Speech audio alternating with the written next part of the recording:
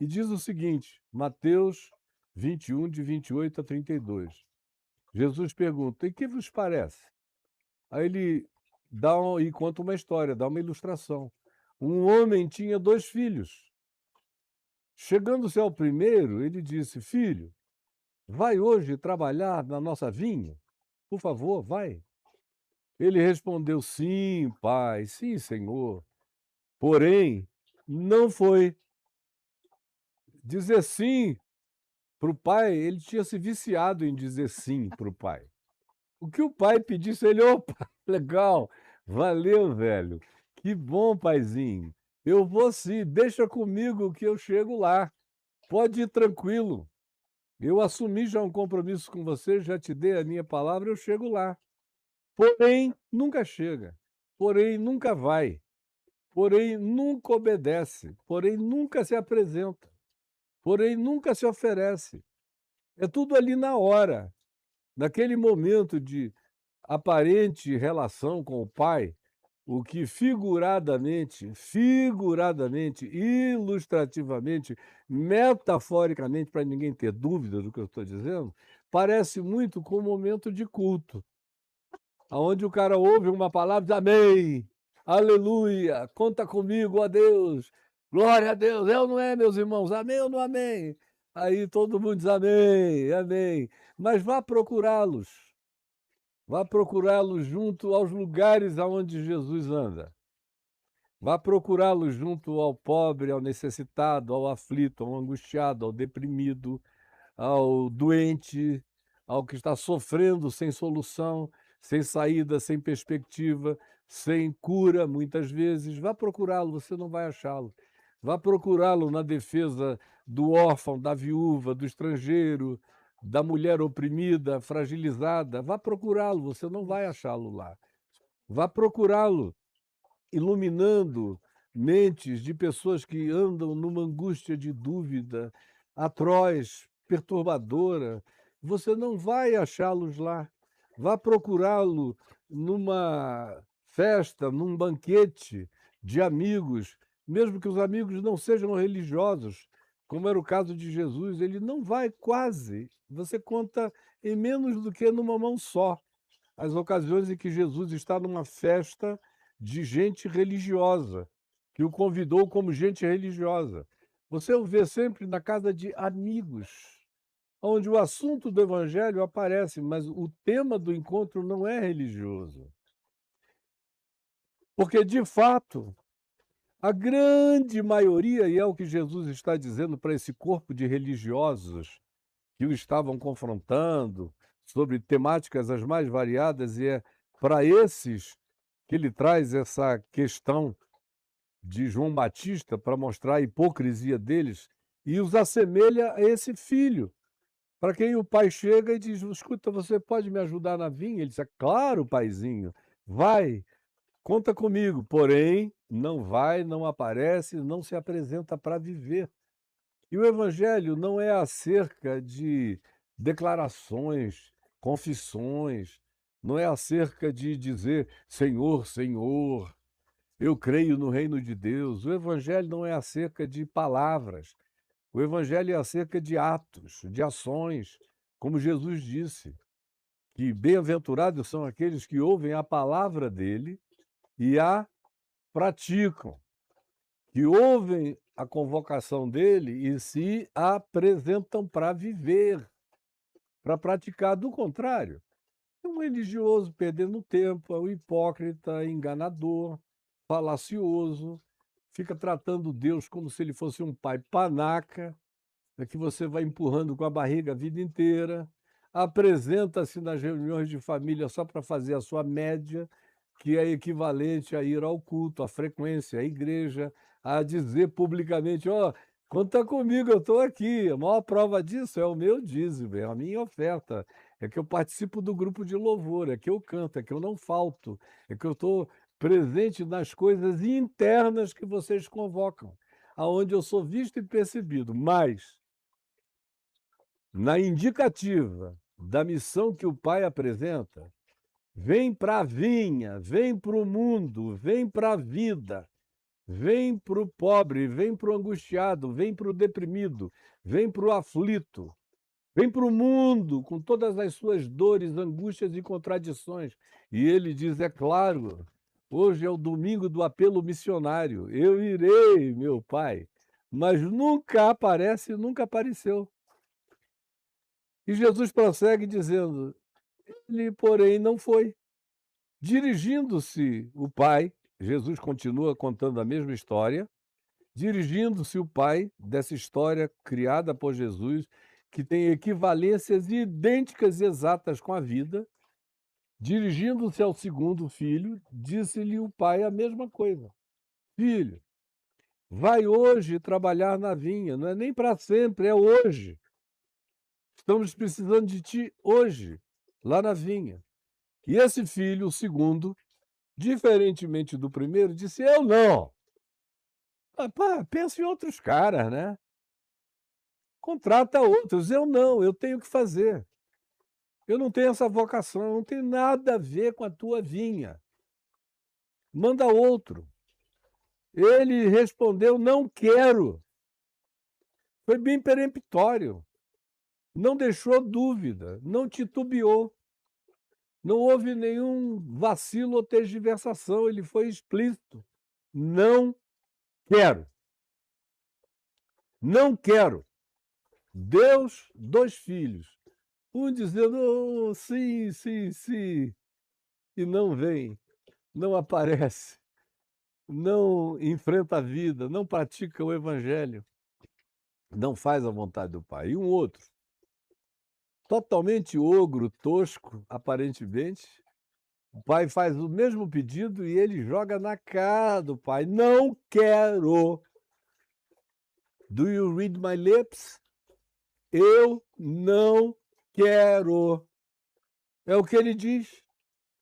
Depois de dizer não quero peremptoriamente, o pai foi embora, triste. Meu Deus, eu nunca conto com ele. Por que que ele não é como o outro? Que está sempre com um sorriso, dizendo: aleluia, eu vou, eu vou, eu vou. O pai só não sabia que ele iria para a vinha e ficaria esperando o filho mais velho que disse: eu vou, e que nunca apareceu, nem apareceria, porque ele vivia só da tentativa de agrados de palavra a Deus, de confissões, de declaração de credos, de sã doutrina, de defender o que ensinaram para ele que era a vontade de Deus, de fazer profissão de fé, de dizer sim, eu vou, eu creio, eu aceito, eu concordo, me espera lá que eu chego, estou indo. Isso, em circunstâncias familiares, engana muitos pais. Mas Jesus está usando de uma metáfora humana para ilustrar o Pai Celeste, que está para além de todo engano e conhece antecipadamente o nosso coração. O pai foi, e o primeiro filho nunca apareceu. O segundo, se diz aqui o seguinte, palavras de Jesus, sobre esse que disse: não quero. Depois, pensou, refletiu, avaliou, considerou. Falou: meu Deus, tudo que eu tenho eu recebi, pronto. Eu cheguei a essa idade com o sustento dele. O que me constitui de bom, eu devo a ele. E ele não é mau. Ele é um pai bom e generoso. Ele não impõe obrigações, ele faz convites de participação. Ele faz convites de benefício que, acima de tudo e sobretudo, vai beneficiar a mim mesmo, que sou herdeiro, junto com o meu irmão, que é co-herdeiro de todas as riquezas do meu pai. Nesse depois, aqui mencionado por Jesus, surgiu esse interregno de arrependimento, de reflexão, de mudança de mente, de novas conclusões, de ponderação do significado da própria vida dele. Então, depois, arrependido é a palavra que se usa, com a mente alterada, com a visão mudada, com o coração transformado, com o caráter sendo refeito, arrependido. Portanto, ele foi. E quando o pai chegou lá, ele encontra quem disse que não iria. E fica esperando todos os que disseram: conta comigo, eu sou teu, eu vou aparecer, e que são os que nunca chegam. Eles só falam, discutem, brigam, consentem, sorriem falsamente, são devoções de hipocrisia e de confessionalidade sem consequência no cotidiano da vida e na prática da existência deles. Esses só dizem que sim, aceitam Jesus, mas não aparecem, não se apresentam para a vida no Evangelho, para a prática do Evangelho. E há outros que estão dizendo: eu não quero, eu não gosto, eu não me dou bem com aquele grupo, eu tenho minhas lembranças traumáticas, mas depois considera em quem é o pai, na natureza do pai, no amor do pai, na não imposição. Foi um convite, foi um chamado, foi uma oferta, foi um privilégio oferecido de participação. Quando o cara foi saindo da idiotice reflexiva anterior e foi caindo agora numa compreensão mais madura, o coração dele se arrependeu e disse: eu sou um idiota, cara. Deixei os traumas e mágoas da vida me impedirem de enxergar esse dia chamado hoje, esse pai lindo que não chega, não impõe, não obriga, convida, pede, sugere, propõe. E eu, como um idiota, achando que sou dono de mim mesmo, que chegou o tempo da minha independência, da minha autovalidação, disse: não quero, não vou, mas quem é burro aqui sou eu. E arrependido foi. E o pai viu quem chegou e viu quem nunca apareceu. Aí Jesus pergunta no verso 31, qual dos dois fez a vontade do pai? E essa é uma pergunta fundamental. Qual dos dois? O que confessou tudo bonitinho, certinho, Senhor, Senhor, sim, sim, sim, e não praticou, não viveu, não apareceu, não se apresentou? Ou aquele que disse: não vou, não quero, não gosto, mas que numa reflexão pessoal posterior concluiu coisas em relação às quais ele estava se auto-impedindo de nelas pensar, estava criando bloqueios cognitivos para não perceber, não enxergar, admitiu que tinha um véu de indisposição na sua mente, pensou melhor, refletiu melhor e apareceu. Em relação a isso que Jesus pergunta: qual dos dois fez a vontade do Pai? Quem confessou tudo bonitinho sobre o Pai, ou aquele que não tinha confissão nenhuma a fazer, mas apareceu para praticar, apareceu para viver, apareceu para ajudar, para cooperar, para se emparceirar com o amor proposto pelo Pai numa construção que era para o bem de todos eles. Qual deles é, de fato, aquele que fez a vontade do Pai? Então, os religiosos, que só tinha religioso ali, disseram: apareceu. E aí os religiosos, olhando só essa cenografia, disseram: ah, o segundo, o que foi, o que apareceu. Aí era só o que Jesus estava esperando. Então, lhes declarou Jesus: olha só, em verdade, preste atenção, porque é com você que Jesus está falando. Em verdade, eu vos digo que publicanos, que eram os coletores de impostos, que cobravam imposto para os romanos, que eram um dos entes mais odiados por toda a população do chamado povo de Israel na Palestina, sob o domínio e o governo romano. Esses eram os publicanos, odiados, desprezados, maltratados, marginalizados pelas elites religiosas e também pelo próprio povo que pagava o imposto, mas odiava os caras. Jesus pega esses seres marginalizados e o primeiro deles, provavelmente naquele tempo o mais marginalizado de todos dentro da comunidade chamada de os filhos de Israel, vão ser os publicanos. Fora da comunidade de Israel eram com certeza absoluta os samaritanos, que é um outro personagem que representa uma condição de abominação por parte dos religiosos judeus, a quem Jesus usa demasiadamente. Os samaritanos, como quem me segue já me ouviu falar muitas centenas de vezes a respeito desse fato.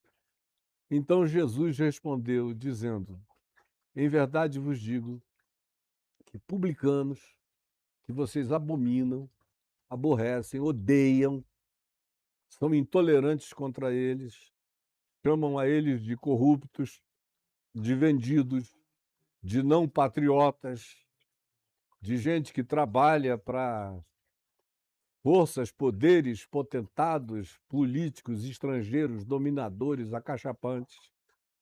E vocês, portanto, os odeiam em nome da religião, em nome de vocês mesmos e das fidelidades nacionalistas, patrióticas, familiares de vocês. Vocês odeiam esses indivíduos, mas eu digo a vocês, com toda a verdade, falando como quem já viu o fim da história. Eu antecipo o final da história para vocês, dizendo: em verdade vos digo que publicanos e putas, prostitutas, meretrizes, mulheres do job, vos precedem. Vos precedem. E ele não fez questão de dizer precedem alguns de vocês, ele generalizou. Botou os religiosos praticamente todos no mesmo balaio, no mesmo combo de desgraças, e diz: vos, a todos vós, vos precedem no reino de Deus. O reino de Deus vai ter esses últimos, que serão primeiros lá. Enquanto vocês que acham que são os primeiros de tudo, serão os últimos lá os que entrarem. Porque o que Jesus mais adverte é sobre esses pseudo-filhos do reino, entre aspas, que assim se consideravam, e que vão bater na porta fechada e não haverá lugar para eles lá dentro. Não entrarão. Aqui ainda tem uma concessão de dizer que os últimos serão primeiros e os primeiros serão os últimos. Isso é pura bondade. Porque numa perspectiva mais extrema, esses pseudo-filhos do reino, esses filhos que dizem sim para tudo e não aparecem para nada, muitos deles ficarão de fora batendo na porta e não entrarão. Esses aqui ainda têm o privilégio de, quem sabe, participar de alguma coisa. Quando Jesus usa a palavra precedem, significa estarão adiante de vocês nas realidades e nos privilégios das manifestações e das inclusões e dos abraços do reino de Deus. Aí Jesus aplica o que ele está dizendo a João Batista, dizendo: porque João Batista veio até vocês no caminho da justiça. Ele não veio nem falando de Moisés, nem de outras coisas, ele veio só ensinando um caminho simples de justiça. Quem lê o Evangelho de Lucas, a respeito disso, vê quais eram os conselhos de João Batista. É o guarda que oprime e achaca e faz mineira e tira dinheiro dos pobres para aumentar o seu soldo, vão a João Batista e diz: o que a gente deve fazer para dar fruto de arrependimento? João Batista disse: parem de explorar os pobres com base na insígnia da autoridade que vocês têm, só porque são guardas policiais ou de milícias. Parem com isto. João não fez nenhuma doutrinação, ele só foi na vida. Porque arrependimento não é uma coisa para a gente ficar experimentando no pensamento. Se não tiver prática e transformação na vida, no cotidiano, no dia a dia, em como você procede, pratica, trata, age, inclui, aceita ou acolhe, nada disso tem qualquer valor para Deus. O Evangelho não é uma questão, como eu tenho dito tantas vezes, de o quê. Para os religiosos é que o Evangelho é uma questão de o quê? De doutrina, de organização sistemática, de falas, de catequese, de discussões sobre quem tem a razão de Deus e quem não tem. Isso é para os religiosos. Mas para Jesus o evangelho não é acerca do quê. Para Jesus o evangelho é acerca de como.